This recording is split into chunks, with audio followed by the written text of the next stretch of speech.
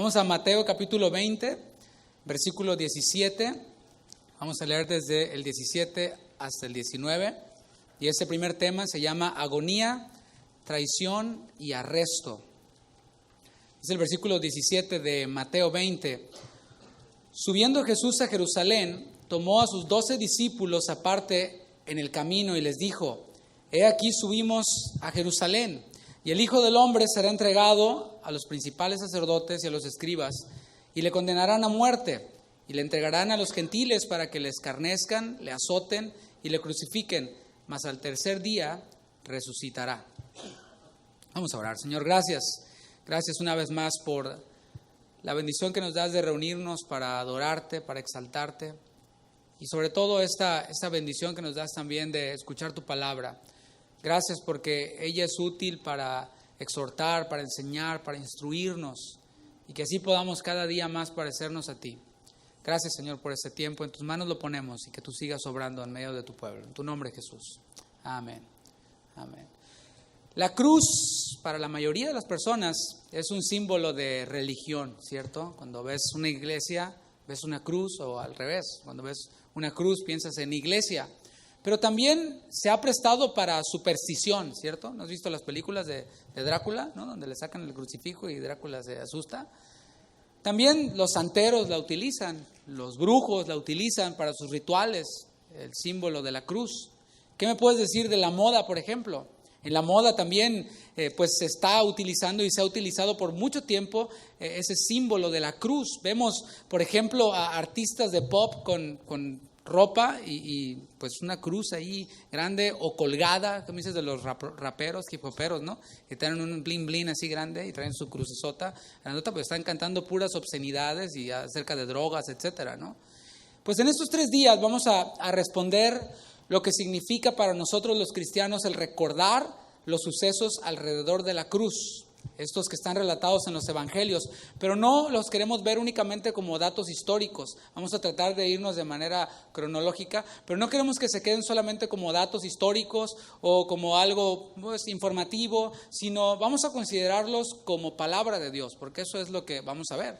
La cual, la palabra de Dios, como orábamos hace un momento, tiene la función de enseñar, ¿verdad? De redarguir, de corregir, de instruir en justicia. Así que vamos a tomarlo de esa forma. Amén.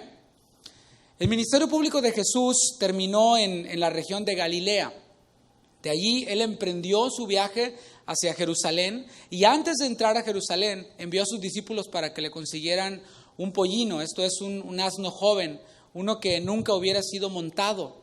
Y desde aquí empezamos a ver ya la enseñanza de Jesús. De hecho, todo el ministerio de Jesús normalmente lo asociamos únicamente con milagros y con alimentar a los que estaban hambrientos, con sanar a los enfermos, con liberar a los endemoniados. Pero el ministerio de Jesús tuvo un fuerte énfasis didáctico. Lo hemos visto en la serie que vemos los viernes. Él estuvo enseñando a sus discípulos a través de parábolas, lo vimos ya, estuvo enseñándoles a ese grupo cerrado de discípulos y decíamos el viernes pasado, quizás algún piadoso o de esos que se creen más buenos que Dios podrían decir, en vez de estar ahí tanto tiempo con los discípulos, debería de andar sanando más gente, ¿no?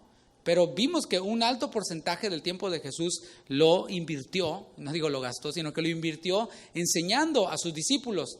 Y precisamente aquí, en esta última etapa del ministerio de Jesús, pues él ya nos traía una enseñanza al entrar ahí a ese lugar montado en ese asno joven, porque los judíos tenían en sus mentes al Mesías que ellos esperaban, al Mesías de la casa de David, como el rey anunciado por los profetas, quien ellos entendían que iba a terminar con la opresión del imperio romano. Nosotros no tenemos mucha idea acerca de lo que es estar bajo la opresión de un imperio, o mucho menos o de un gobierno, ¿verdad? Pero ellos sí, ellos estaban bajo el imperio romano y eso ya era una gran afrenta porque era un pueblo pagano, un pueblo gentil quienes lo tenían dominados a ellos. Y ellos esperaban a ese Mesías que iba a venir a terminar con la opresión del imperio romano. Sin embargo, Jesús aquí en este acto les estaba revelando algo que ellos ignoraban o que querían ignorar, como usted lo quiera ver. Y era la profecía que transmitió Zacarías. Esto lo vemos en Zacarías 9:9. Le voy a leer la profecía de Zacarías. Dice, decid a la hija de Sión, tu rey viene a ti. Y hasta ahí leían ellos. Amén. Que venga el rey, que se surta a los romanos, ¿verdad? Tu rey viene a ti, pero continúa. Y dice, manso y sentado sobre un asno, sobre un pollino, hijo de animal de carga. ¿Qué había ocurrido con el pueblo de Israel? Quizás ocurrió lo que ocurre normalmente con nosotros, con esta cultura en la que estamos, en la cual se lee la Biblia y se piensa como que es poesía todo el tiempo, ¿no?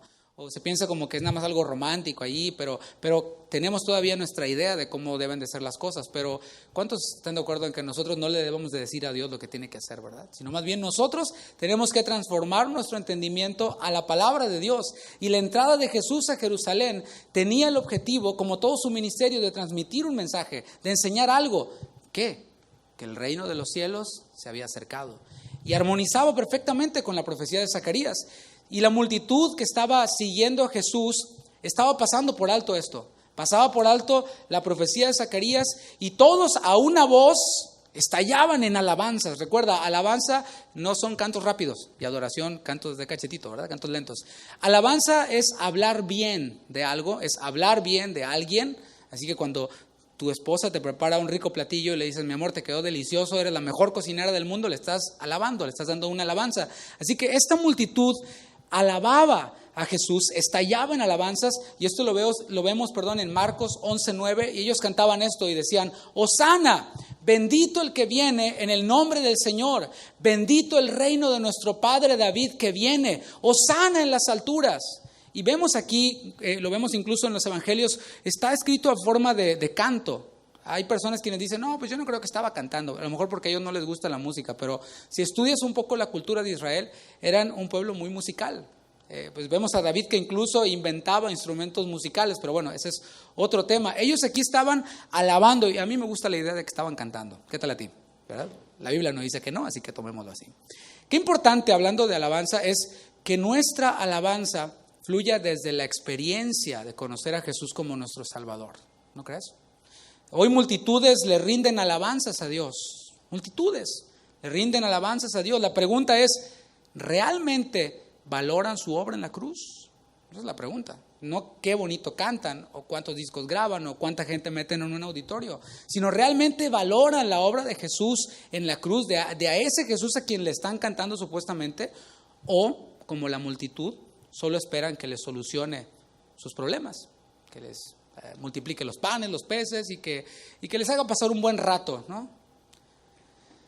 De aquí vamos a leer el versículo 12 de Mateo 21 para entrar a la siguiente parte. Dice el versículo 12 de Mateo 21, y entró Jesús en el templo de Dios y echó fuera a todos los que vendían y compraban en el templo y volcó las mesas de los cambistas y las sillas de los que vendían palomas. Vamos a leer hasta allí. Vemos aquí que Jesús entró al templo, llegó al templo y con autoridad, diga autoridad, esa palabra. Con esa autoridad que Jesús tenía, volcó las mesas. Y aquí vemos un acto pues agresivo, un acto por el cual se requiere fuerza. No llegó así como que, ¿verdad? No, sino llegó con un celo, ¿verdad? Llegó con una actitud violenta y volcó las mesas de los cambistas y de los vendedores y los expulsó del templo. Y este es un episodio que muestra el carácter firme de Jesús. Hemos tratado los viernes de introducirnos en lo que Jesús pensaba por medio de sus expresiones, por medio de su enseñanza. Y vemos y hemos aprendido que Jesús no era un hombre débil, o sea, en su humanidad. No era alguien débil, así plaquito, como enfermo, que lo pintan en los cuadros, ¿no? En el arte, sino que era un hombre que se dedicaba a la construcción. Así que era un hombre fuerte, así como varios de mis hermanos quienes están aquí, que tienen manos así duras, ¿no? Y son rudos. Bueno, Jesús tenía esa complexión y con esta fuerza podía volcar las mesas. Vemos su carácter firme. Y la pregunta aquí es, ¿cómo habrían visto esta actitud de Jesús algunos? Se habrían dicho, oye, pues, ¿qué le pasa a este Jesús? Le falta amor, ¿no crees? Porque así se piensa a veces, ¿no? Cuando se actúa con autoridad. Sin embargo, la autoridad de Jesús para hacer esto era reconocida por todos. Porque Él no solo decía, sino que Él decía y hacía.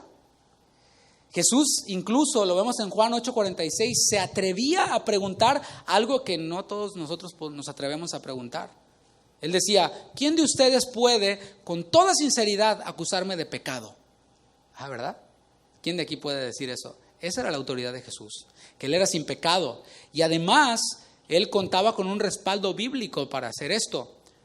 No usaba esa autoridad que Jesús tenía para actuar por su cuenta o para enseñorearse o para maltratar a las personas nada más así como así, sino que tenía un fuerte y sólido respaldo escritural para hacer lo que estaba haciendo. Por ejemplo, en Salmo 69:9 dice, porque el celo por tu casa me ha consumido y los vituperios de los que te injurian han caído sobre mí.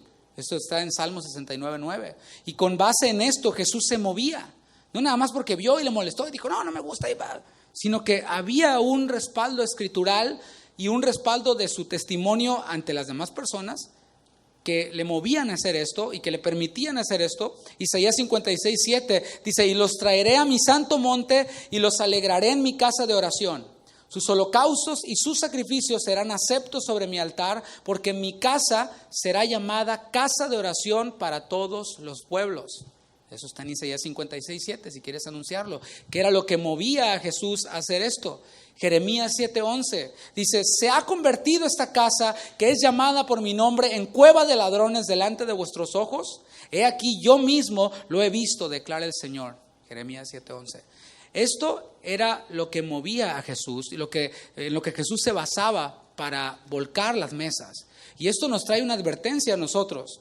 Cuidado. No querramos tomar el papel de Jesús e imitarle no en nada más que en esto, ¿verdad? Hay quienes se atribuyen yo quiero andar de volcador de mesas. Cuidado, no quieras tomar el papel de Jesús y andar de templo en templo buscando qué mesas volcar si tienes la botella de whisky escondida ahí en el garage. Si no puedes decir amén, diga, oh, amén. Expulsemos lo impuro de nuestras vidas, hermanos, para que nuestros cuerpos sean esos templos en los que el Dios vivo mora. 2 Corintios 7:1 dice, así que, amados, puesto que tenemos tales promesas, limpiémonos de toda contaminación de carne y de espíritu, perfeccionando la santidad en el temor de Dios. Eso va para cada uno de nosotros, volcadores de mesas. Esto era lo que se suponía que los líderes religiosos, por cierto, debían de hacer. En vez de asociarse, de aliarse con aquellos quienes buscaban un beneficio personal. Pero también, hermanos, es responsabilidad del pueblo buscar al Señor, es responsabilidad de nosotros vivir en santidad. No podemos decir, no, pues es que mira cómo están los líderes religiosos. Tienen su vendimia ahí en el templo. Usted sabe a lo que me refiero. No estoy hablando de X, ¿no? Sino aquellos quienes buscan su interés personal. Aquellos líderes quienes en vez de guiar al pueblo a esto, a la santidad, pues hacen su propio rollo para enriquecerse, para favorecerse a ellos mismos y a quienes están cerca de ellos. Pero no podemos decir, bueno, pues es que así están las cosas, yo ni modo. No, cada uno de nosotros tenemos la responsabilidad de buscar al Señor, de vivir en santidad y no de andar volcando mesas, sino de buscar en nosotros la impureza y volcar las mesas dentro de nosotros. Y bueno, si alguien nos ve y está en algún templo en los cuales está lleno de líderes religiosos que son cambistas, bueno, pues no te andes de volcador, simplemente que el Espíritu Santo te guíe hacia un lugar en donde seas alimentado por la palabra de Dios. Y precisamente eso fue lo que hizo Jesús. Fue lo que hizo Jesús en el templo. Después de volcar las mesas, enseñó y respondió a preguntas muy relevantes. Y hay un amplio contenido sobre los temas que Jesús enseñó después de entrar a Jerusalén y antes de ser crucificado. Así que vemos aquí que no se trata únicamente de volcar las mesas y dejar la casa vacía, sino hay que llenarla con la palabra. Y aquí es donde muchas personas se atoran y empiezan a descubrir, no, ¿sabes qué? Esa doctrina no es de Dios, ¿verdad? Y bueno, esta otra tampoco es de Dios. Y ocupan todo su tiempo en ver las doctrinas que no son de Dios, que predican ahí en los canales cristianoides. Y eso es todo en lo que ocupan su vida. Pero la casa se queda vacía, no la llenan de la palabra. Hermanos, la falsa doctrina se contrarresta con la sana doctrina. Hay que eliminar la falsa doctrina, ya está, pero ahora hay que llenarnos de la sana doctrina y después hay que vivir la sana doctrina. Son 3 pasos: eliminar la falsa, llenarte de la verdadera y vivir la verdadera doctrina.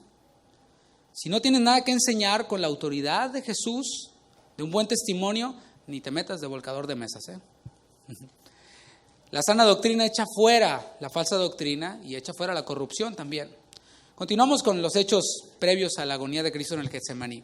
Mientras que esto pasaba, los enemigos de Cristo estaban maquinando un plan, y este plan era: no debemos de matar a Jesús durante la Pascua. Este era su plan. Pero la muerte de Jesús no iba a ser cuando ellos la planearan. ¿Están de acuerdo? Iba a ser en el momento determinado por Dios. Dice la palabra que nosotros podemos hacer nuestros planes, ¿verdad? Pero es Dios quien finalmente hace su obra. Ni siquiera serían ellos quienes le quitarían la vida a Jesús, y esto me encanta. No iban a ser ellos quienes le iban a quitar la vida a Jesús. Él mismo la daría. Él decía: yo la doy. Nadie me la quita, yo la doy. Y los evangelios relatan el momento más adelante en el que María unge los pies de Jesús.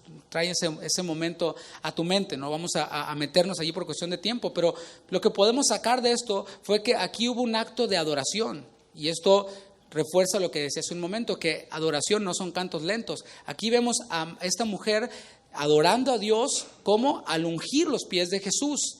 Pero como siempre que hay genuina adoración, como siempre que, y lo hemos visto en los hechos, como siempre que la obra de Dios se hace, siempre hay quienes se oponen, siempre hay quienes critican, siempre hay a quienes no les gusta. Y aquí lo vemos en la Escritura, que todos los discípulos estaban criticando ese acto de adoración por parte de María.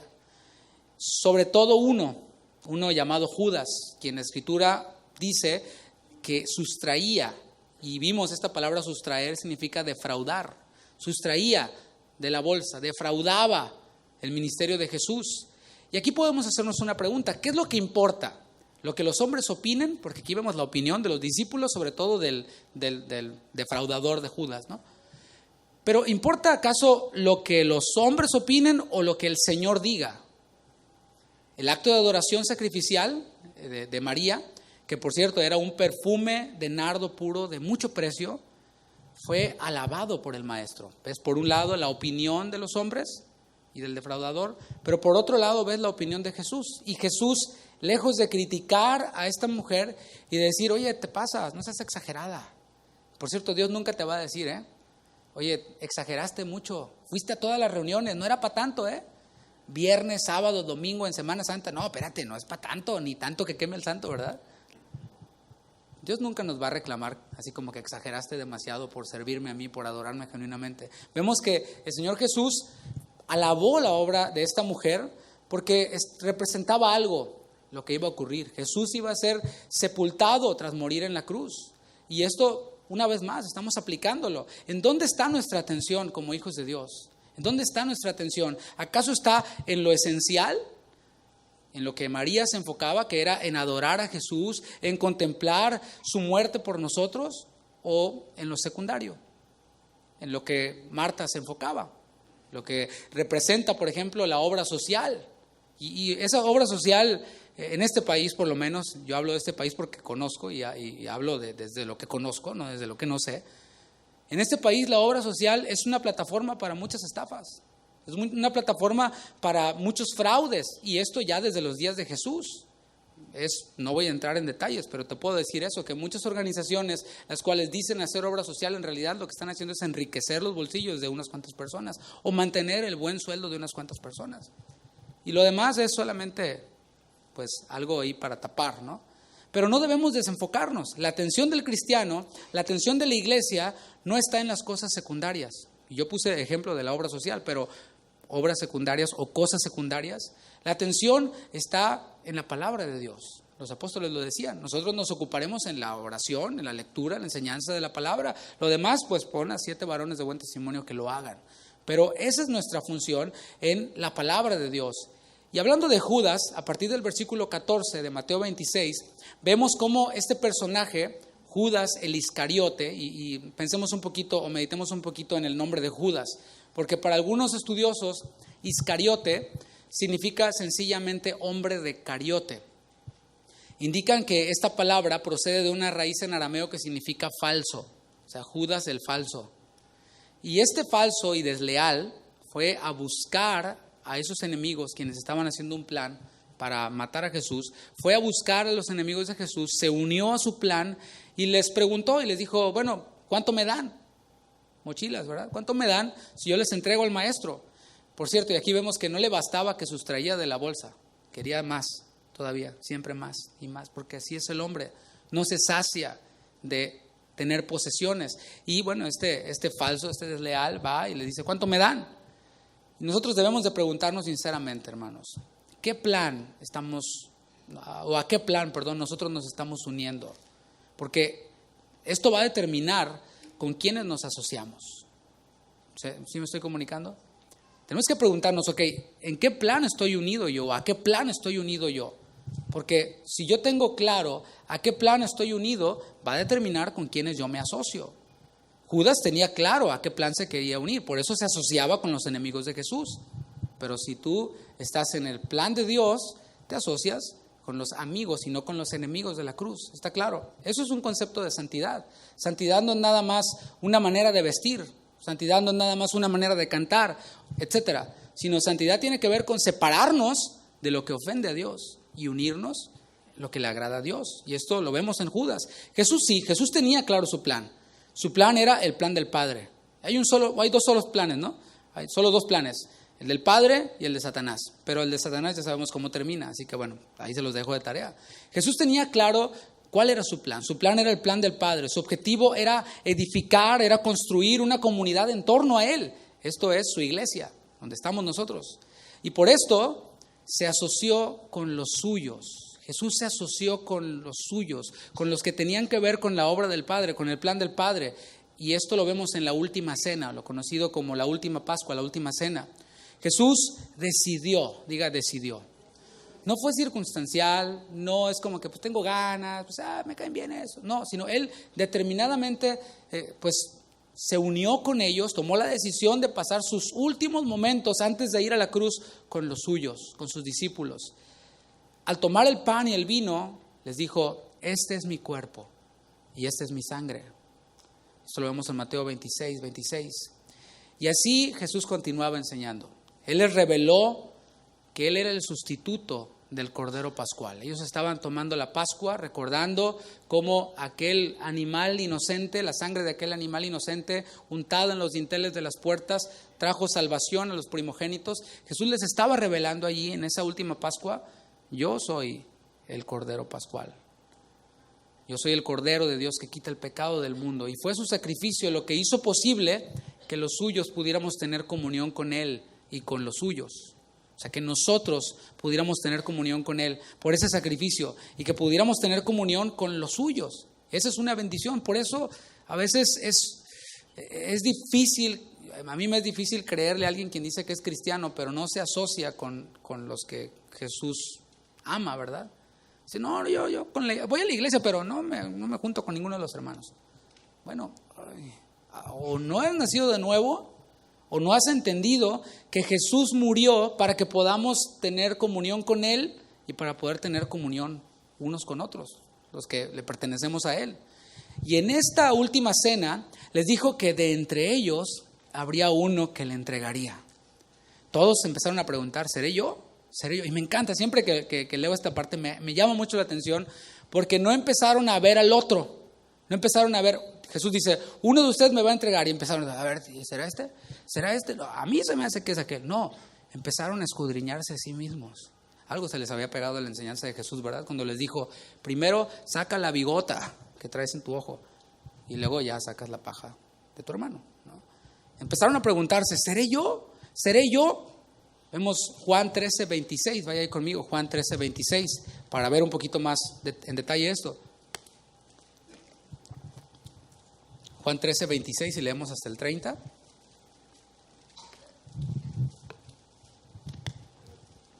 Dice, respondiendo Jesús, a quien yo diera el pan mojado, aquel es. Y mojando el pan, lo dio a Judas Iscariote, el falso, hijo de Simón. Y después del bocado, Satanás entró en él. Entonces Jesús le dijo, lo que vas a hacer, hazlo más pronto. Pero ninguno de los que estaban a la mesa entendió por qué le dijo esto. Estaban así como que, no sé por qué lo dijo. Dice, algunos pensaban, puesto que Judas tenía la bolsa, que Jesús le decía, compra lo que necesitamos para la fiesta. O que diese algo a los pobres, porque hermanos, a menudo los falsos, los traidores, tienen apariencia de piedad. La palabra en el Nuevo Testamento nos lo dice, ¿no? Que tendrán apariencia de piedad, pero negarán la eficacia de ellos. A estos evita.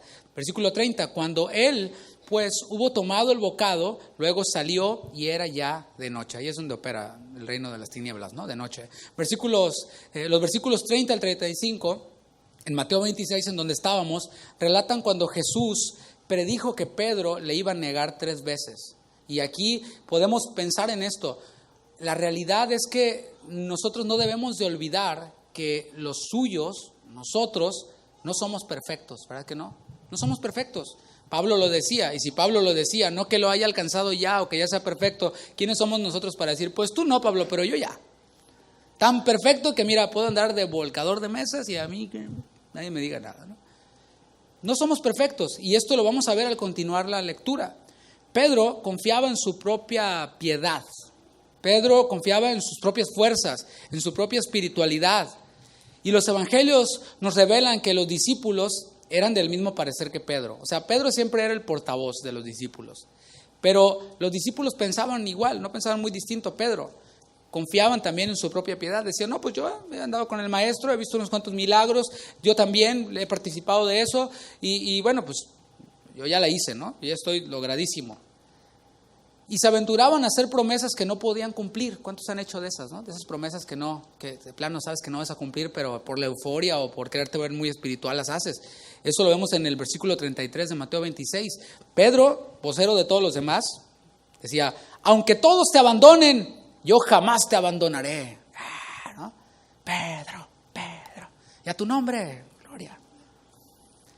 La cena terminó.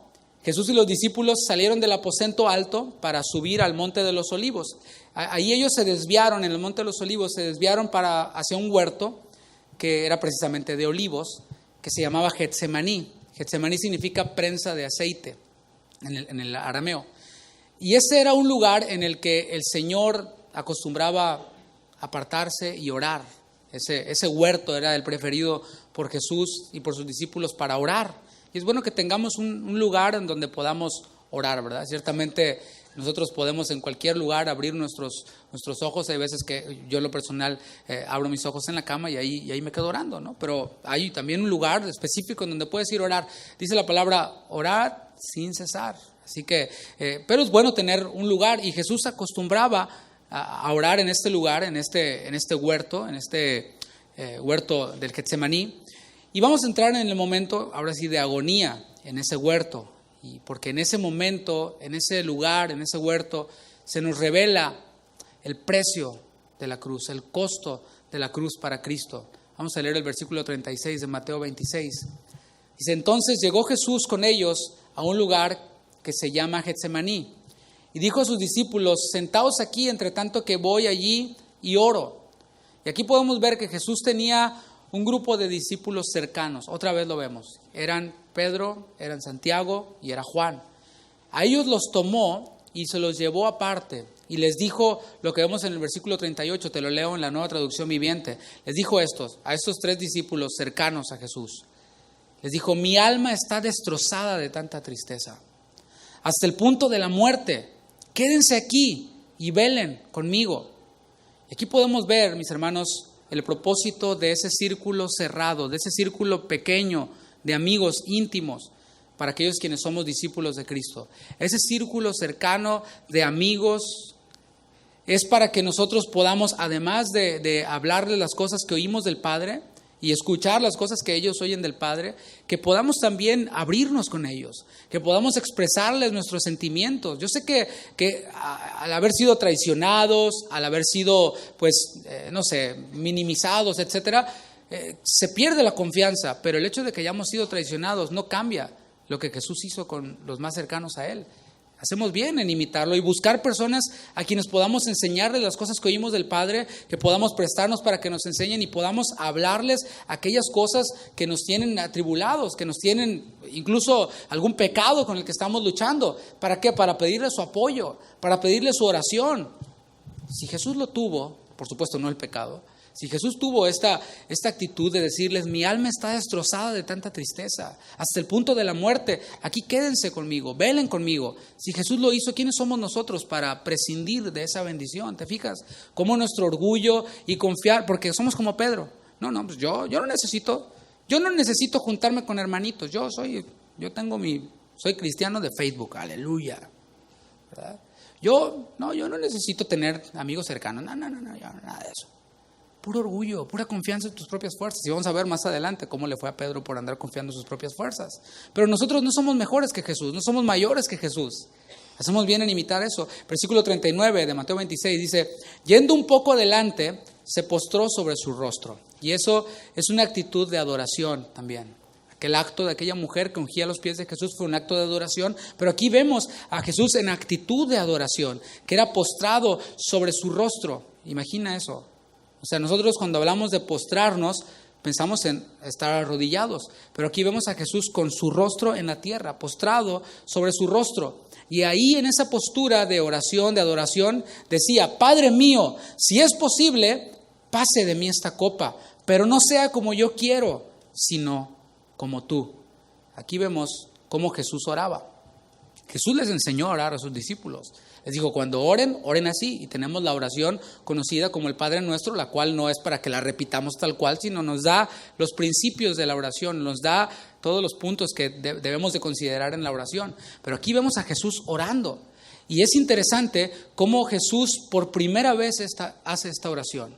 ¿Sabes cuántas veces hizo Jesús esta oración? 3 veces, la misma oración. Y esto, volviendo algunas semanas atrás, a esa oración que nosotros normalmente tenemos y decimos, bueno, Señor, si es tu voluntad, amén. Y nos olvidamos. Claro, Dios va a hacer su voluntad y nosotros no la vamos a cambiar. Pero Él dice, oren sin cesar, insistan. Y Pablo lo hizo. 3 veces he rogado que el Señor quite de mí este mensajero de Satanás que viene para bofetearme. 3 veces. No fue a la primera y dijo, Señor, si es tu voluntad, amén. Y si se fue a hacer los frijoles. No se quitó. Y siguió, Señor, quítalo de mí. No pasó nada. Y volvió a orar, insistió, quítalo de mí, hasta que Dios le dijo, bástate mi gracia. Hasta allí, y entonces sí dejó de orar. ¿Qué nos enseña eso a nosotros? ¿Tienes a alguien que está enfermo? Bueno, ora por él. Pero no, Señor, sánalo en el nombre de Jesús. Si es tu voluntad, No, insiste. A lo mejor no se sana ya la primera. El Señor te está probando para ver si tienes fe realmente. El Señor te está probando. Otra vez, oras de nuevo. Y no pasa nada. Y el Señor dice, bueno, para que no pienses que tú eres el sanador de acá de última generación. Y el Señor lo hace. O hasta que sepamos que Dios tiene un plan con eso, tiene un propósito con esa enfermedad para una persona. No sabemos, pero la enseñanza que tenemos aquí es que no debemos de dejar de orar. Y Jesús, al terminar de hacer esta oración por primera vez, dejó a sus discípulos, ¿verdad?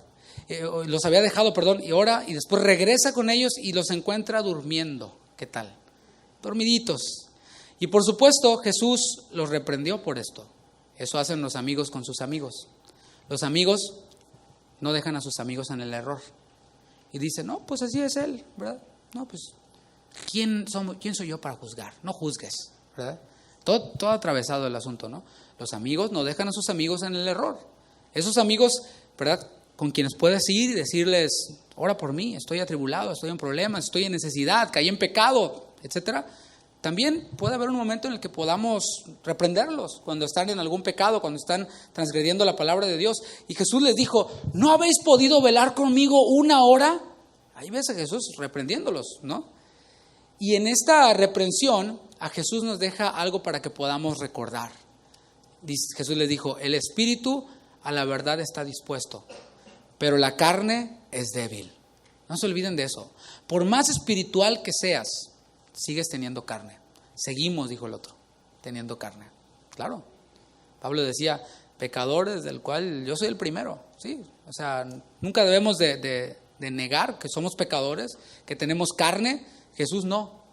Pero Jesús les decía a ellos, velen, porque el espíritu está dispuesto. ¿Eres hijo de Dios? Sí, el espíritu está dispuesto, pero la carne es débil. ¿A cuál alimentas más? ¿Verdad? Jesús se fue otra vez y oró por segunda vez las mismas palabras. Padre mío, si no puede pasar de mí esta copa sin que yo la beba, hágase tu voluntad. Y una vez más vemos aquí a Jesús que vuelve de nuevo con sus discípulos y los encuentra otra vez dormidos. O sea, la reprensión primera no hizo mucho efecto.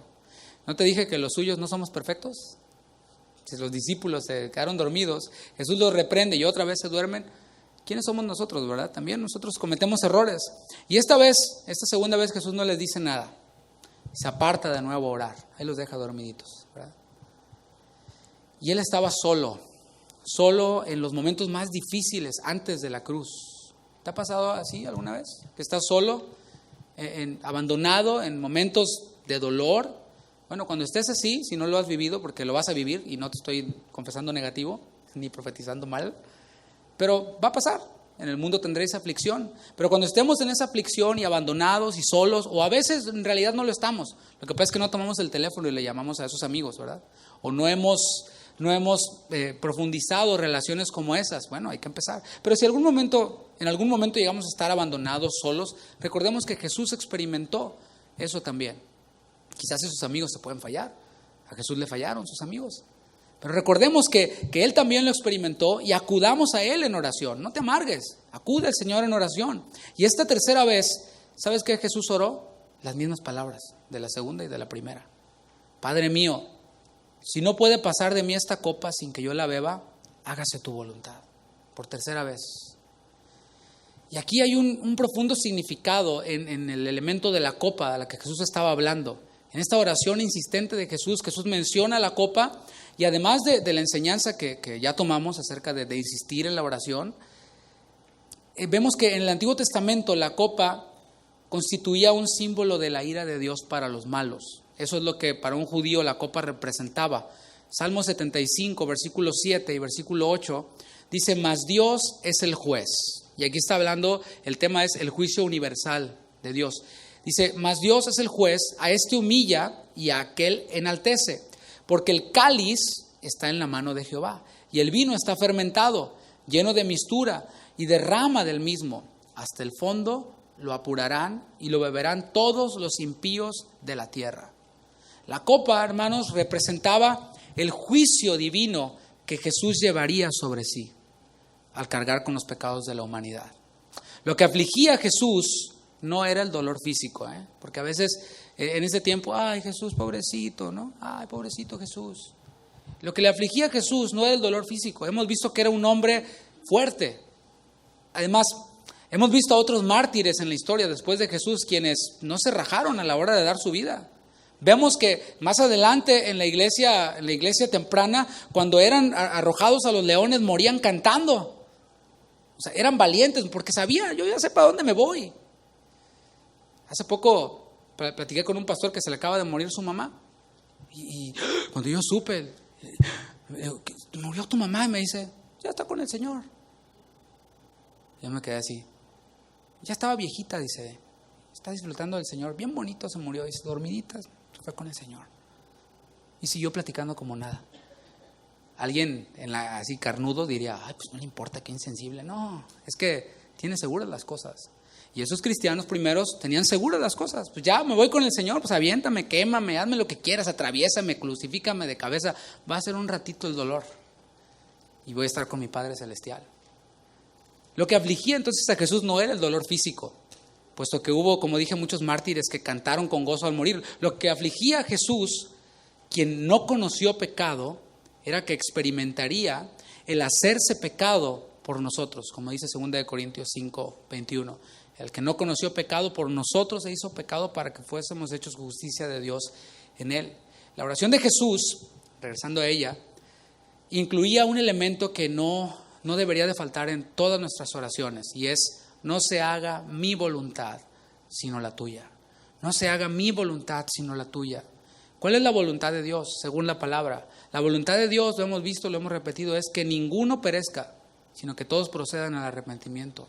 La voluntad de Dios es que los pecadores sean salvos. Esa es la voluntad de Dios. Así que el que Jesús bebiera de la copa de la ira de Dios tenía que ver con la voluntad de Dios, ¿sí o no? Claro.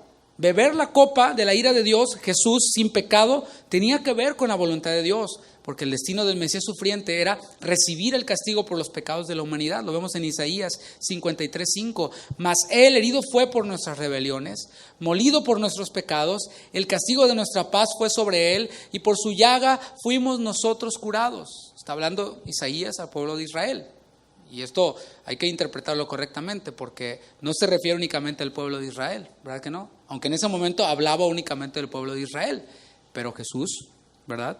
Qué bueno, y gracias a Dios que no lo limitó únicamente al pueblo de Israel. Antes de hacer, hermanos, regresando cualquier oración, o mientras la hacemos, no debemos de pensar únicamente en lo que nosotros queremos. Señor, yo quiero esto, dame esto, dame esto, dame esto. No debemos de pensar únicamente en lo que nosotros queremos. Debemos de asegurarnos de que nuestra petición coincida con la voluntad de Dios revelada en su palabra. Te pongo un ejemplo súper práctico, ¿sí? Bueno, aunque me dijo que sí, pero como quiera iba. La palabra dice, no dejando de congregarse como algunos tienen por costumbre. ¿Claro? Así dice.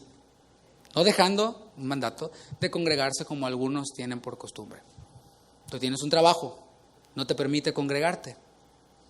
Entonces, ¿será o no será una oración dentro de la voluntad de Dios que le digas al Señor, Señor, dame otro trabajo? ¿Qué tal? Es así. Insístele, insístele, insístele, y Dios la va a conceder. ¿Por qué? Porque va conforme a su palabra. Así, o sea, es simple. Dios, y mira, a lo mejor no es tan buen trabajo como el que tienes, pero ¿de qué te sirven $300 más en tu cheque si te privas de estar en comunión con los demás? O sea, está bien la transmisión, está bien escucharlo en YouTube, en San Cloud, lo que sea, y ver la de Guadalajara, la de Puebla, la de Nueva York, la de todas, 300, pero esto, voltea al lado de ti, atrás de ti. Eso muchos que ven pura transmisión lo anhelan, lo que nosotros despreciamos a veces. Decimos, ay, no, yo lo veo en el internet, ¿verdad? Esa comunión muchos la anhelan, y es la voluntad del Padre. El Señor dijo, no se dejen de congregar, así que nuestras oraciones, pues el Señor las responde cuando van en torno a su palabra. Y el Señor sabía esto, y con una determinación, o con determinación, iba a enfrentar lo que venía. Vamos a continuar leyendo el versículo 45 de Mateo 26. Dice, entonces vino a sus discípulos y les dijo, dormid ya y descansad. He aquí ha llegado la hora, y el Hijo del Hombre es entregado en manos de pecadores. La siguiente sección, la tercera sección de esta enseñanza, trata sobre la traición de Jesús. Dice el versículo 46, levantaos, vamos, ved, se acerca el que me entrega. Y aquí la palabra traición, o yo quiero hablar acerca de la palabra traición, del latín traditio, es aquella falta que quebranta la lealtad o fidelidad que se debería guardar hacia alguien o algo. Tú le debes lealtad, por ejemplo, si eres ciudadano de este país, le debes lealtad a este país. ¿Te has dado cuenta de eso? Aunque tengas el nopal en la frente, ¿verdad? Y tengamos, dijo el otro, ¿verdad? Pero tienes un pasaporte que dice Estados Unidos, United States. O sea, le debes lealtad a este país. O sea, por ejemplo, yo me siento súper mexicano. Y aunque no me sienta, me veo, ¿verdad? De 3 kilómetros. Pero, o sea, mi pasaporte dice eso. ¿Cómo le hago? O sea, cuando yo salgo del país, salgo con ese pasaporte y entro con ese pasaporte. O sea, le debo lealtad a este país. Por supuesto, no le falto el respeto a mi país, al país en el que nací, ¿verdad? Pero hablando, un ejemplo solamente de lealtad, pero traición es quebrantar la lealtad, es quebrantar la fidelidad que se debería guardar hacia alguien o hacia algo. Consiste en renegar, ya sea con una acción o con un dicho de un compromiso de lealtad. En otras palabras, traicionar es defraudar. Dice el versículo 47, mientras todavía hablaba, vino Judas, uno de los 12, y con él mucha gente con espadas y palos, de parte de los principales sacerdotes y de los ancianos del pueblo. Y el que le entregaba les había dado señal, diciendo, al que yo besare, ese es, prendedle. Y enseguida se acercó a Jesús y dijo, salve, maestro. Y le besó. Y Jesús le dijo, amigo, ¿a qué vienes? Entonces se acercaron y echaron mano a Jesús y le prendieron. Estamos viendo la traición de Judas. Intrínsecamente, la traición, hermanos, es efectuada por alguien cercano. O sea, no puedes traicionar a alguien que ni conoces. La traición surge desde alguien cercano. En este caso fue por uno de los discípulos y tú dices, ¡oh! ¿En serio? Había tantas multitudes, o sea, no fue ni de los otros discípulos, o sea, fue de los cercanos a Jesús, fue de uno de ellos. Y este discípulo de Jesús era considerado como amigo de Jesús, de quien comía del mismo plato. O sea, tiene que ser alguien de mucha confianza para que puedas comer del mismo plato, ¿verdad? O sea, no vas a comer con tu jefe y dices, saben buenos los chilaquiles, ¿no? No, o sea, es con alguien de confianza. Mi esposa y yo lo hacemos a menudo. A mi papá le encanta siempre compartir de su comida, ¿verdad? Está bien bueno y mira, pruébalo. No, casi así le gusta a él, ¿no? Y le gusta compartir lo que está disfrutando, está padre. Pero eso lo hace solamente con alguien cercano. Yo lo hago con mi papá. Ahí compartimos nuestras babas y todo, pues mi papá. Pero es con alguien cercano, no con cualquiera. Este era considerado como su amigo. Y vamos a ver cómo aún esto, la traición de Judas, era el cumplimiento de las Escrituras. Jesús vino a cumplir las Escrituras. Dice Salmo 41, 9, dice, aún el hombre de mi paz, en quien yo confiaba, el que de mi pan comía, alzó contra mí el calcañar. Ahora te explico qué es eso. ¿Qué es el calcañar? El calcañar es el talón. Sí, esto habla acerca de alguien quien va caminando delante de ti y te da una patada por atrás, ¿sí? Así como de los de burro, ¿sí? ¿No? Te da una patada así. Traicionera, ¿no? Porque no te lo esperabas. Te esperabas que se volteara y pues ya te pones tú en guardia, ¿no? Acá de Karate Kid. Pero ves aquí una patada por atrás, una traición. Dice, alzó contra mí el calcañar. ¿Quién? En quien yo confiaba, el que de mi pan comía. Y esto nos enseña que la traición puede ser con un talonazo fuerte, pero puede ser también con un beso suave, así como lo hizo Judas. Judas mostró su deslealtad al ir a espaldas de Jesús, con sus enemigos, al ir con sus enemigos a sus espaldas y a ponerse de acuerdo con ellos para entregárselos a cambio de 30 monedas de plata. 30 monedas de plata es impresionante porque era el precio de un esclavo. Eso es lo que costaba un esclavo, 30 monedas de plata. Y Jesús, el creador del cielo, de la tierra, el rey del universo, fue vendido a precio de un esclavo. Y para terminar, hablando acerca de la traición, esta siempre busca algún interés. La traición puede ser buscar un interés físico, o sea, la infidelidad. Puede buscar un interés económico, el robo, el fraude. Buscar un interés, traicionar para obtener un interés económico. Puede ser también que busca prestigio, porque lo hay también. Hay quienes no les interesa mucho el dinero, solo les interesa tener prestigio y ser vistos como alguien superior a los demás. ¿Te acuerdas de Ananías y Zafira? Ellos querían ser vistos como Bernabé. El pueblo decía, wow, Bernabé, aquel hombre, ese hijo de consolación, trajo una heredad a los pies de los apóstoles, trajo todo y lo entregó. Y Ananías y Zafira dijeron, oye, pues nosotros también podemos ser como él, ¿no? Pero no lo des todo. O sea, buscaban el interés del prestigio. Y eso a veces también nos tropezamos mucho, pero cuando buscamos ese interés de prestigio, de reconocimiento, estamos robándole la gloria a Dios, estamos traicionando al Señor. Y para terminar, vamos a ver ahora el arresto de Jesús. Eso está en el versículo 47 de Mateo 26. 47 de Mateo 26 dice, mientras todavía hablaba, vino Judas, uno de los 12, o sea, enfatiza Mateo, y con él mucha gente con espadas y palos de parte de los principales sacerdotes y de los ancianos del pueblo. Esto es el Sanedrín. El Sanedrín, para quienes no han venido a los domingos en la serie de Hechos, representaba la justicia de Dios. Cuando tú oías hablar del Sanedrín, pensabas en la justicia de Dios. Ellos eran quienes representaban la justicia de Dios, pero en vez de ir tras lo que era verdaderamente justo ante Dios, se apegaban a lo externo únicamente. Se apegaban a lo que no tenía ningún valor únicamente. Por ejemplo, tus discípulos no se lavan las manos. O sea, eso era algo externo. Eso no tenía que ver con la esencia de la justicia de Dios. Este legalismo no te acerca a Dios. andar fijándote en lo externo nada más. Ese legalismo no te acerca a Dios. Y lo ves cada Navidad, no, el árbol es pagano, no, pues la Navidad es pagana, ¿verdad? Pero bien que se toman vacaciones, ¿verdad? Bien que no van a trabajar el 25. Ese legalismo no te acerca a Dios. Al contrario, obstruye la comunión sincera con Dios, obstruye la comunión genuina con Dios. El legalismo no te acerca a Dios. Jesús les dijo a los escribas y fariseos: ustedes atan cargas pesadas y difíciles de llevar y las ponen sobre los hombros de los hombres, pero ni con un dedo quieren moverlas ustedes.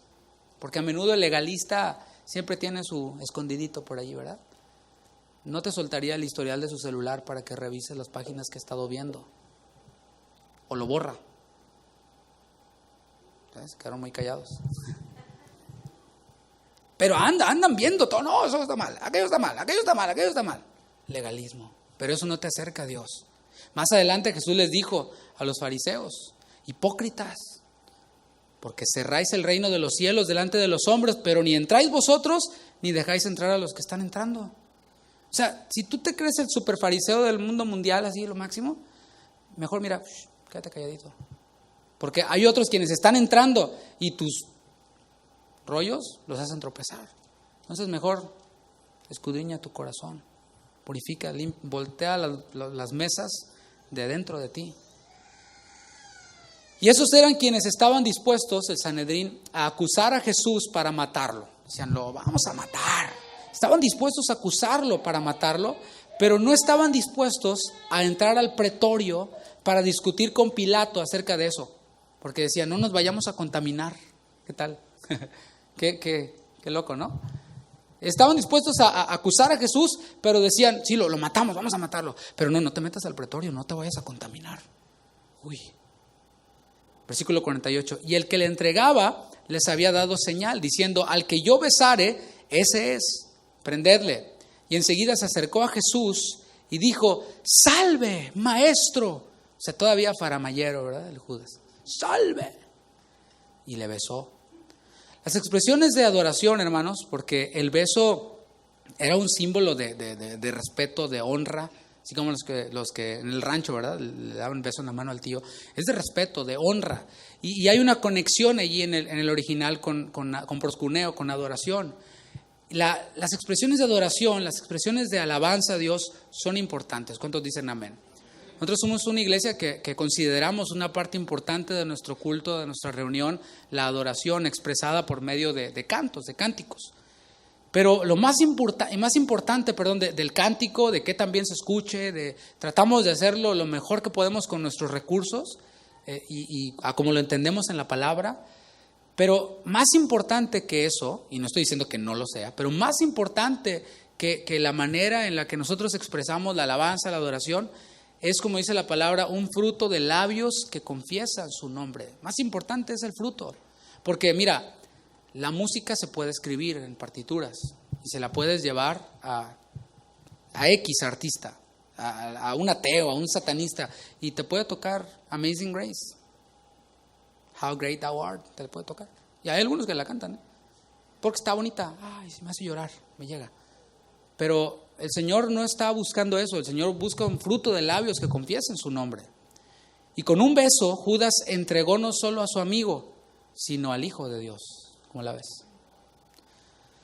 Un endurecido, un traidor, es capaz de cantar suaves cantos de adoración con sus labios. Pero en su corazón estar resuelto, estar decidido a cambiar su llamado, a servirle por unas monedas, en la primera oportunidad. En la primera oportunidad me voy. Y pudiera poner muchísimos ejemplos de cantantes cristianos quienes hacen eso. Se mueven en el mercado cristianoide y después se catapultan y ya, adiós, bye. ¿Verdad? Se hacen los grandes rockstars. Bueno, están dispuestos a cambiar el llamado a servirle por 30 monedas de plata. Versículo 50. Y Jesús le dijo, amigo, ¿a qué vienes? En otras versiones dice, haz lo que veniste a hacer. O sea, me imagino la escena y aquel, salve, maestro. Y Jesús, haz lo que veniste a hacer. O sea, Jesús no le dijo, ay, sí, Juditas, vente. No, o sea, y Jesús no estaba dañado en su corazón ni nada, Simplemente, pues ya, dale, o sea, está haciendo la obra del Padre. Haz lo que viniste a hacer. Como si le dijera, no te andes con cosas ya. Entonces se acercaron y echaron mano a Jesús y le prendieron. Pero uno de los que estaban con Jesús, extendiendo la mano, sacó su espada e hiriendo a un siervo del sumo sacerdote, le quitó la oreja. Y aquí tenemos a Pedro. Mateo no revela el nombre, ¿verdad? Pero en los otros evangelios vemos que era Pedro. Y Pedro, pues, acuérdate de él, era quien tenía su mirada en las cosas de los hombres. Cuando Jesús les dijo que iba a morir, que iba a ir a la cruz, Pedro le dijo, en ninguna manera eso te acontezca, ¿verdad? Y el Señor Jesús le dijo, apártate, Satanás, porque no tienes tu vista en las cosas espirituales, sino en las terrenales. Ese era Pedro. Era quien se quedaba dormido cuando Jesús les decía, estoy afligido, oren, quédense aquí velando, no, aquel a dormir. Ese era Pedro. Pero era bueno para sacar la espada, ¿verdad? Confiaba en sus propias fuerzas. O sea, no había entendido nada. 3 años con el maestro, no había entendido nada. Y Lucas aquí relata que Jesús hizo un milagro más. Diga, un milagro más. Versículo 51 de Lucas 22 dice, entonces respondiendo Jesús dijo, basta ya, dejad. Y tocando su oreja, le sanó. Los milagros, hermanos, los milagros del Señor tenían un doble propósito. Ese propósito, uno era sanar, por supuesto, restaurar la salud, pero el otro era enseñar también. ¿Cuál era la enseñanza aquí? Mateo nos la da en el versículo 52 de Mateo 26. Dice, entonces Jesús le dijo, vuelve tu espada a su lugar, porque todos los que tomen espada, a espada perecerán. ¿Acaso piensas que no puedo ahora orar a mi Padre y que Él no me daría más de 12 legiones de ángeles?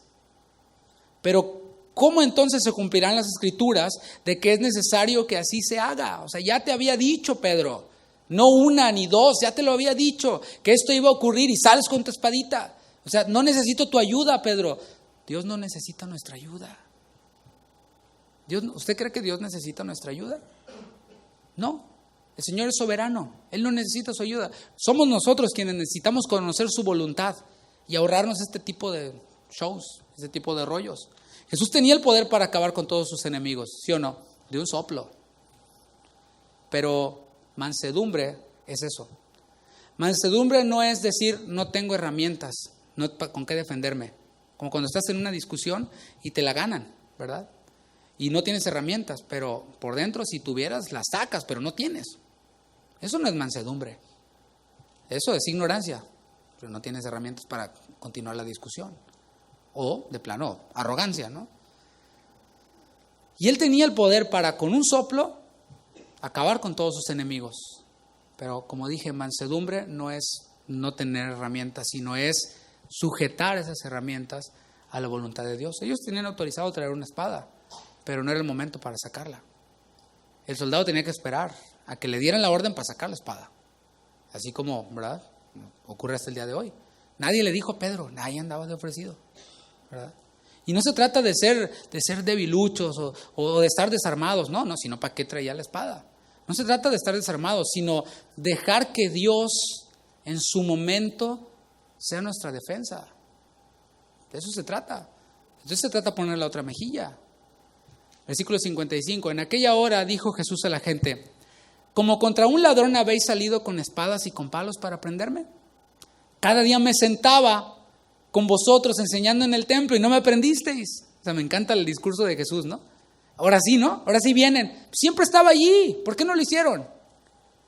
La enseñanza tiene principalmente el propósito de resaltar que todo es parte del plan de Dios. Todo. Esa es la enseñanza de ese milagro. Que todo era parte del propósito de Dios.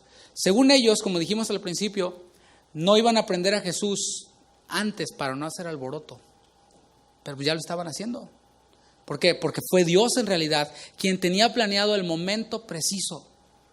Versículo 56. Mas todo esto sucede para que se cumplan las escrituras de los profetas. ¿Qué tal? El Evangelio de Juan nos describe que Jesús fue atado. Entonces, todos los discípulos, continúa diciendo, dejándole, huyeron. Primero le dejaron se durmieron cuando había que velar, había que orar. Después, cuando vieron que lo ataron, patitas, ¿para qué te quiero? Huyeron. Los discípulos, ¿sí? ¿Qué nos muestra esto, hermanos? Aquí puede haber una enseñanza ya, una enseñanza más. Y es que nosotros, como dijo Jesús, el espíritu está dispuesto, pero la carne es débil. Cuando vemos a alguien que cae, somos buenos para juzgar y no tenemos misericordia. Pero cuando se trata de nosotros, decimos, bueno, no es tan así, ¿verdad? Yo pienso que no. Platicaba con mi esposa hace rato y hablábamos acerca del tema del matrimonio y comentábamos acerca de un libro que leímos hace tiempo. Y este libro plantea la idea de que un pecador se casa con otro pecador, ¿verdad? Se unen dos pecadores. El problema es que un pecador cree que es menos pecador que el otro, ¿verdad? O cree que el otro pecador es más pecador que él y el otro al revés. Por eso no se ponen de acuerdo. Pero la verdad es que somos igual de pecadores. Somos pecadores, necesitados de la misericordia de Dios, necesitados de la gracia de Dios, y así debemos de vernos. No ver al otro pecador, sino verme a mí y yo lidiar con mi pecado. En el matrimonio, en la iglesia, en toda nuestra vida. Jesús les dijo, el espíritu está dispuesto, pero la carne es débil. Y aquí vemos a los discípulos, 3 años con el maestro, día y noche, viendo cómo calmaba la tempestad, viendo cómo resucitó a Lázaro, viendo cómo hacía milagros a diestra y a siniestra. ¿Lo ven? Sabían, el Señor les había revelado, les había dicho, al tercer día resucitaré. O sea, Él les había revelado cuál era el final de la película, pero ahí en el momento, patitas, ¿para qué te quiero? A correr, córrele. Y pam, el que llega el último, bye. Sus discípulos huyeron. Y mañana vamos a continuar, pero el Espíritu Santo hoy nos quiere dejar con esto, lo que leímos. Todo esto sucede para que se cumplan las escrituras de los profetas. ¿Qué dicen las escrituras de los profetas? Isaías 53, versículo 7. Dice, angustiado él y afligido, no abrió su boca. Como cordero fue llevado al matadero, y como oveja delante de sus trasquiladores, enmudeció y no abrió su boca. Ahora, esto está hablando en una forma, es una expresión, una manera de decir de que no se opuso, de que no se resistió, de que no trató de tomar un atajo, porque vemos que emitió palabra. Incluso hizo un milagro cuando le estaban aprendiendo. Incluso vamos a ver mañana 7 palabras que habló en la cruz del Calvario.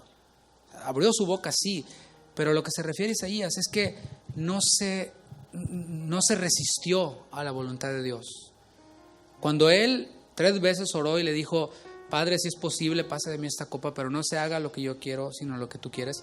Cuando él hizo esta oración, después de 3 veces oyó, o más bien no oyó, sino que pudo experimentar el silencio del Padre. Esto significaba que te la vas a beber toda. Y él dijo, me la bebo, por amor a ti, por amor a mí. Angustiado él, aquí lo vemos, angustiado, desde el Getsemaní, angustiado, afligido, abandonado por sus amigos, por aquellos a quienes recién había orado, Juan 17, y oró y les dijo, Padre, que sean uno, así como tú y yo somos uno. Por ellos me santifico, por ellos. Le abandonaron, le dejaron, afligido, no abrió su boca, no se resistió. ¿Qué hubieras hecho tú si tus amigos te abandonan? ¿O qué hacemos cuando nuestros amigos nos abandonan? ¿O pensamos que nos traicionan? ¿O etcétera? ¿Actuamos como Jesús? Y tratamos de buscar si eso conecta con la voluntad de Dios. Y no es muy difícil saberlo. El Señor dijo, el discípulo no es mayor que su maestro. Si me lo hicieron a mí, a ustedes también se lo van a hacer. Y dices, no, a mí no, yo, ¿cómo crees? Si yo soy lo máximo. No, el discípulo no es mayor que su maestro. A menos de que no seas discípulo y pienses que eres superior, que eres el campeón, que eres lo máximo. Pero aquí hay discípulos, ¿verdad? Angustiado él y afligido, no abrió su boca. Como cordero fue llevado al matadero. Así como aquel Isaac que iba y le decía a su padre, papá, ¿dónde está el cordero? ¿Dónde está el animal para el sacrificio? Y el Señor le dijo, Dios proveerá. Abraham le dijo, Dios proveerá. Y aquí estaba Dios, dándonos a ese cordero. Como oveja delante de sus trasquiladores, enmudeció y no abrió su boca. Jesús fue angustiado, fue traicionado, fue arrestado en el camino a la cruz, no solo por amor a nosotros, ¿verdad?, sino porque la Escritura debía de cumplirse. O sea, estaba ahí el amor de Dios por nosotros, pero porque las Escrituras debían de cumplirse. Cada profecía que hablaba de Él, y esta incluida, se estaban cumpliendo en ese momento. Y mañana vamos a continuar viendo más Escrituras cumplidas alrededor de la crucifixión de Jesús. Te invito a que te pongas de pie. Y este tiempo, hermanos, es un tiempo de reflexión. Debe ser un tiempo de reflexión para nosotros, en el cual no es que nos adaptamos a un esquema, sino cada reunión que nosotros tenemos debe de estar presente lo que Jesús hizo por nosotros. Lo hemos escuchado tantas veces, a lo mejor te sabes el Juan 3:16 de memoria, que a veces lo pasas por alto, lo que el Señor nos enseña ahí, nos muestra ahí. Esto es parte del cumplimiento de las Escrituras. Y es bueno que en este tiempo en el cual muchos no comen carne, pero se embriagan, ¿verdad? Muchas religiones o algunas religiones pues toleran la pederastia, pero no comen carne. Otros pues se lavan los pies así literal, ¿verdad? Reflejo de humildad, pero lo suben a redes sociales para que los vean y digan, uy, qué espiritual. Ese tiempo para nosotros debe de representar el amor que el Señor tuvo para con nosotros, debe representar la gratitud que nosotros tenemos hacia ese acto de amor. Y pensar que el Señor pasó esos últimos minutos con los suyos, después los traicionaron, pero el Señor no los abandonó a ellos. Y es una buena oportunidad para que nosotros podamos orar, sí, pero también accionar. Y si hay alguien aquí a quien nosotros debamos de acercarnos, darle un abrazo y pedirle perdón, quizás la relación se ha rozado, se ha debilitado, es bueno hacerlo también y seguir adelante, porque eso es lo que el Señor hace con nosotros. El Señor nos perdona y dice, no me acordaré más de vuestros pecados, y seguir adelante con esa relación en Cristo. Es un buen momento también para reflexionar si es que no nos hemos escudriñado a nosotros mismos, no nos hemos purificado a nosotros mismos y hemos estado viendo a otros sus pecados o las fallas o lo que pensamos que son fallas. Es un buen momento para reflexionar si es que hemos puesto nuestra mirada en lo externo, en cosas secundarias, externas, y ahí nos hemos fundado, ahí nos hemos arraigado, y no en lo esencial, que es adorar a Jesús en ese tiempo, darle gratitud.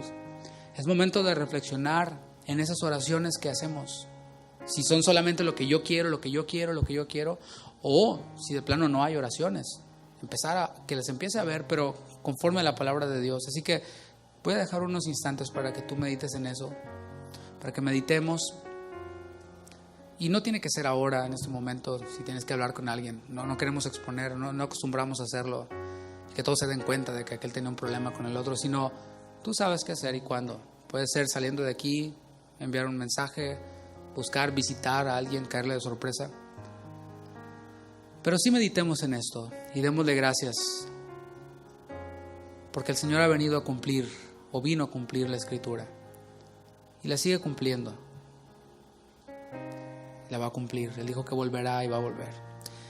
Gracias, Señor.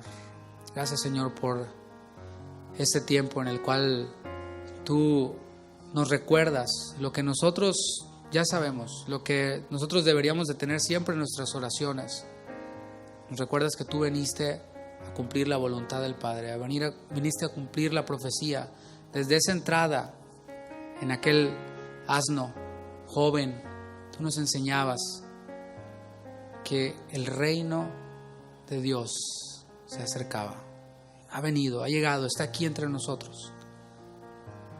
Y queremos ser de aquellos quienes te alaban desde la experiencia de conocerte como Salvador, desde la experiencia de haber contemplado la cruz. Y por eso nos movemos hacia sacar de nosotros la impureza, a limpiarnos de toda contaminación para que nuestros cuerpos sean templos del Dios vivo. Gracias, Señor, porque tú perdonas nuestros pecados. Queremos ser como aquella mujer que ungía tus pies, que te servía sin importar lo que ocurría alrededor, sin importar la opinión de los otros. Queremos servirte a ti, Señor, y fijar nuestra mirada en ti. Gracias, Señor, por cada uno de mis hermanos. Si hay alguien aquí quien por primera vez escucha un mensaje como este, o quizás nunca habías meditado de esta forma en lo que Jesús hizo por amor a ti, por amor a mí, medita, reflexiona en eso. Y el Señor dice: venid, estemos a cuentas. No importa lo rojo de tus pecados, no importa lo terrible de tus pecados, y digas quizás no, Dios no me va a poder perdonar. Si alguien supiera los pecados míos, yo creo que saldría corriendo. Pero ¿sabes qué? Jesús llevó todos esos pecados en la cruz. Y tú puedas orar, hablarle a Él. Él te escucha. La única oración que el Señor escucha de ti, si tú no eres su hijo, es: Señor, perdona mis pecados. Confío en el sacrificio de tu Hijo Jesús por mí. Descanso en eso. El Señor escucha esa oración, porque con el corazón se cree para justicia, con la boca se confiesa para salvación. Que sea una actitud de tu vida, y el Señor te hace una nueva criatura, una nueva creación. Te da una nueva vida, una nueva agenda. Te pone en medio de una nueva familia que puedes ver aquí a tu alrededor. Obra, Señor, en medio de cada uno de quienes están aquí, aquellos quienes están rogándote por salvación. Perdona sus pecados, redímelos, sálvalos, Señor. Y sé tú glorificado, sé tú exaltado. Nosotros nos ponemos en tus manos y nos vamos meditando en esto, en que tú agonizaste, tú fuiste traicionado y fuiste arrestado por amor a mí y para que las Escrituras se cumplieran. Muchas gracias, Señor. Nos disponemos para mañana a seguir escuchando tu palabra.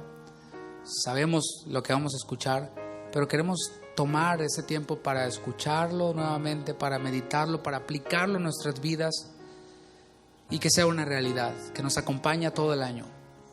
En tu nombre, Señor. Amén. Amén. ¿Puedes dar un aplauso al Señor? Dios les bendiga.